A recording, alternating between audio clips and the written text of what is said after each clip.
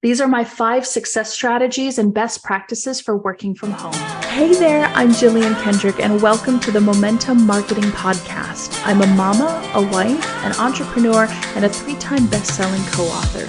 In each episode, you'll get real-world practical advice and strategies, and maybe a parenting tip or two along the way. If you're ready to create a business that supports your family and your lifestyle, then you're in the right place. Hey there, it's Jillian Kendrick. Welcome back to the Momentum Marketing Podcast. I am so glad you're here. And on deck today, we are talking about my 5 success strategies for successfully working from home in the most productive and best way that you possibly can. But before we get into that, it would also mean the world to me if you have gotten any value, if you like this podcast, that you go ahead and give it a rating. Of course, I would love 5 stars, but whatever is in your heart would make me so happy. And any feedback that you have, as always, can go to hello@jilliankendrick.com. All right, now we're talking about my 5 success strategies for working from home in the most productive, best environment for you and for the type of work that you're doing. So let's dive right in.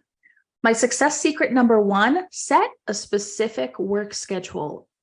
I cannot even tell you how impactful keeping a calendar and time blocking on that calendar was for me when I started out as a virtual assistant all the way up to becoming a business owner. And it's still something that I do today.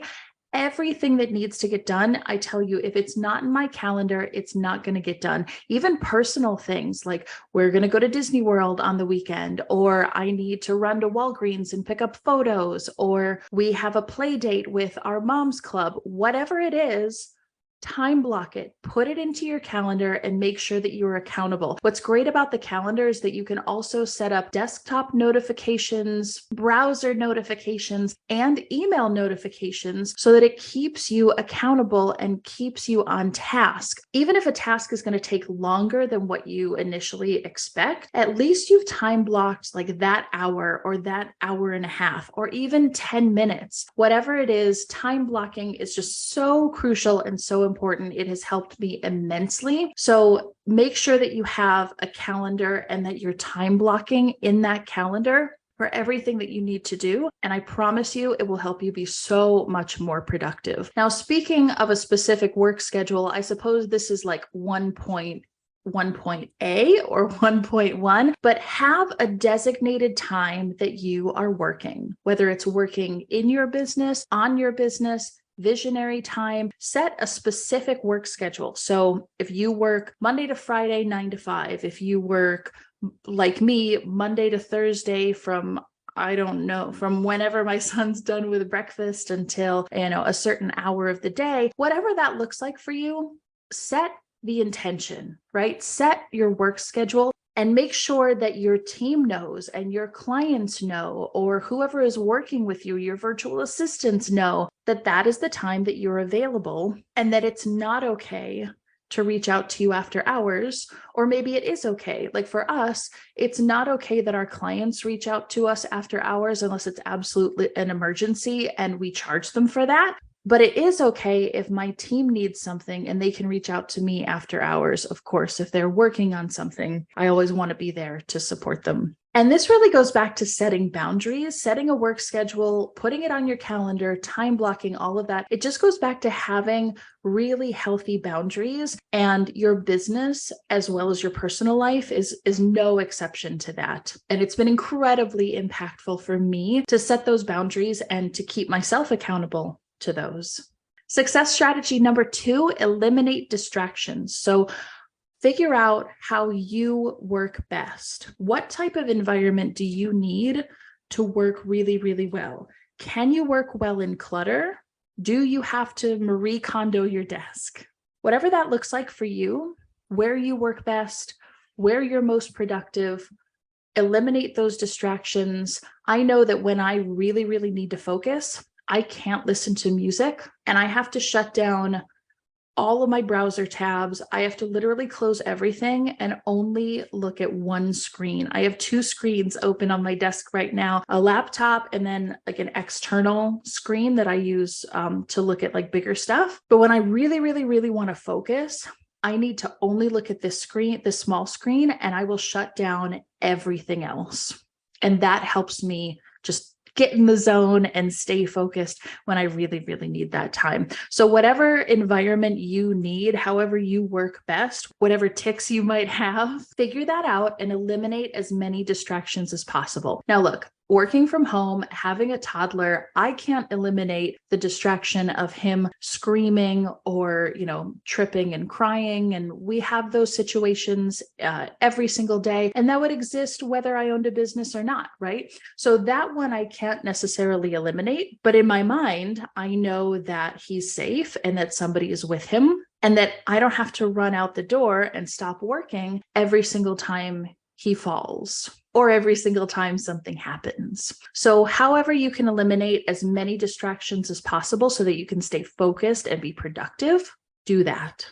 Success strategy number 3 is to set realistic expectations for yourself. This also goes back to having those strong boundaries that we talked about in your work schedule and calendar and time blocking. Here's what I want you to do in order to set realistic expectations for yourself. Spend a week, maybe 3, 4 days, 5 days, whatever you've got, spend at least 3 days, if not more, if not a week, working like you normally work. But the difference is I want you to actually write down the things that you accomplished. Or maybe you have a task management software, Asana or Teamwork or something like that, that you can use to track your progress, or block it off, do those time blocks in your calendar so that at the end of the week, you can look back at what you worked on in your calendar and you can see what you accomplished. But write down everything that you accomplish within each of those days. And then at the end of those 3 days or the end of that week,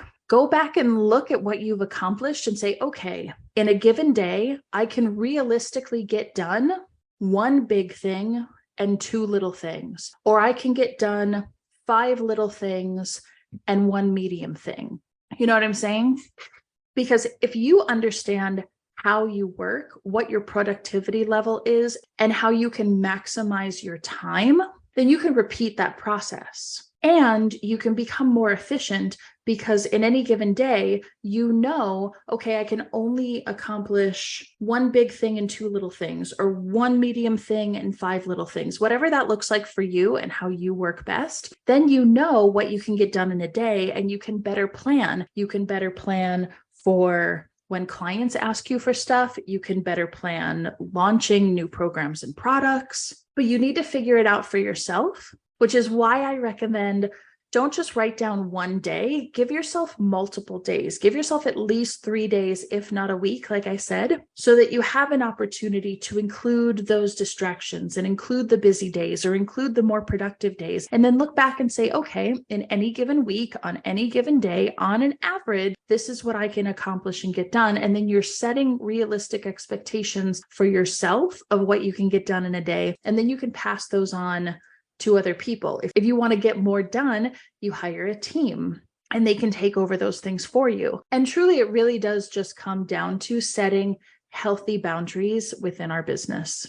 Success strategy number 4, don't forget to move, to take breaks. You know how when you're on an airplane, if you've ever done like a transcontinental flight, they tell you to move your legs, get up and walk, kind of pump your calves, stuff like that. Make sure that you get the blood flowing and that you keep the blood flowing. Even though I'm here on the podcast, I'm still talking with my hands like I normally do. I'm still smiling because you can hear that come through in my voice. I'm still moving. I'm still engaging my body in everything that I do. And I'm taking breaks. Obviously, I'm taking a break to go see my son. I'm taking a lunch break. I'm getting water. But make sure that you take breaks, get up, whatever it looks like. If you have to go for a walk, go change around some laundry, make sure that you're getting up, moving, and taking breaks on a regular basis. And again, you can add those breaks into your time block in your calendar. Success strategy number 5 is to dress the part. So look, I know we've all gone through the Zoom era of COVID, you know what I mean? Where we only had to be dressed from the waist up. Not to say that that's going anywhere. And there's definitely days where I have yoga pants on the bottom and a nice dress shirt on top. I totally get it. I do the same thing. But I really want to encourage you, don't work in your pajamas. Even if you could, even if it's late at night, don't work in your pajamas. Dress the part. When you wake up, prepare for this work as though you're going to an office to see other people. Like my girl Lindsay says, look good, feel good, do good. I promise you it will be a complete game changer for the way that you approach your work, the way that you approach life. And when you look good, you will feel good. When you feel good, you will do good. And when you do good, it will make you that much better, that much more productive.